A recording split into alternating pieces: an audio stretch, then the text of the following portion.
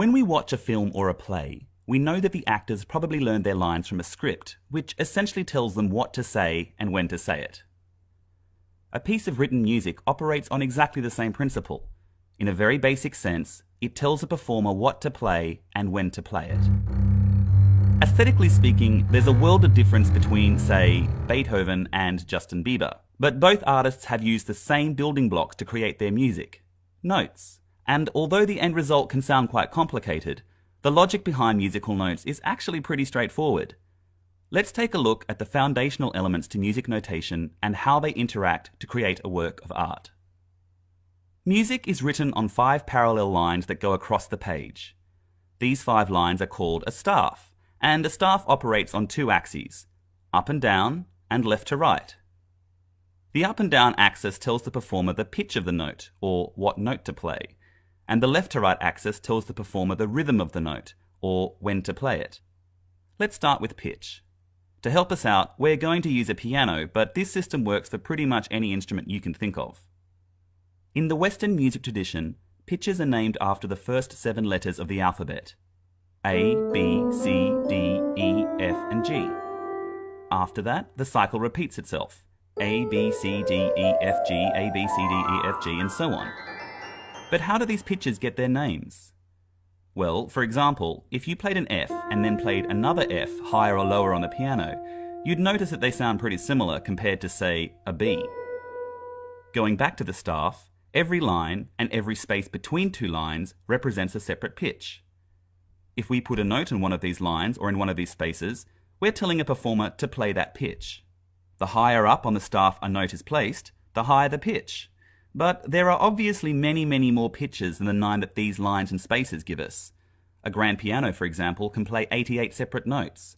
So how do we condense 88 notes onto a single staff? We use something called a clef. A clef is a weird-looking figure placed at the very beginning of the staff, and it acts like a reference point telling you that a particular line or space corresponds to a specific note on your instrument. If we want to play notes that aren't on the staff, we kind of cheat and draw extra little lines called ledger lines and place the notes on them. If we have to draw so many ledger lines that it gets confusing, then we need to change to a different clef. As for telling a performer when to play the notes, 2 main elements control this: the beat and the rhythm. The beat of a piece of music is, by itself, kind of boring. It sounds like this. Notice that it doesn't change, it just plods along quite happily. It can go slow, or fast, or whatever you like really. The point is that just like the second hand on a clock divides 1 minute into 60 seconds, with each second just as long as every other second, the beat divides a piece of music into little fragments of time that are all the same length. Beats. With a steady beat as a foundation, we can start adding rhythm to our pitches, and that's when music really starts to happen. This is a quarter note. It's the most basic unit of rhythm, and it's worth 1 beat. This is a half note, and it's worth 2 beats. This whole note here is worth 4 beats, and these little guys are 1/8 notes, worth half a beat each. Great, you say. What does that mean? You might have noticed that across the length of a staff, there are little lines dividing it into small sections. These are bar lines, and we refer to each section as a bar. At the beginning of a piece of music, just after the clef, is something called the time signature, which tells the performer how many beats are in each bar. This says there are 2 beats in each bar, this says there are 3, this one 4, and so on.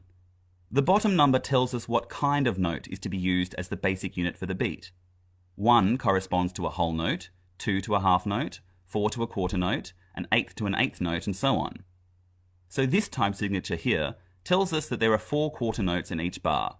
1, 2, 3, 4, 1, 2, 3, 4, and so on. But like I said before, if we just stick to the beat, it gets kind of boring, so we'll replace some quarter notes with different rhythms. Notice that even though the number of notes in each bar has changed, the total number of beats in each bar hasn't. So, what does our musical creation sound like? Sounds okay, but maybe a bit thin, right? Let's add another instrument with its own pitch and rhythm. Now it's sounding like music. Sure, it takes some practice to get used to reading it quickly and playing what we see on our instrument, but with a bit of time and patience, you could be the next Beethoven. or Justin Bieber.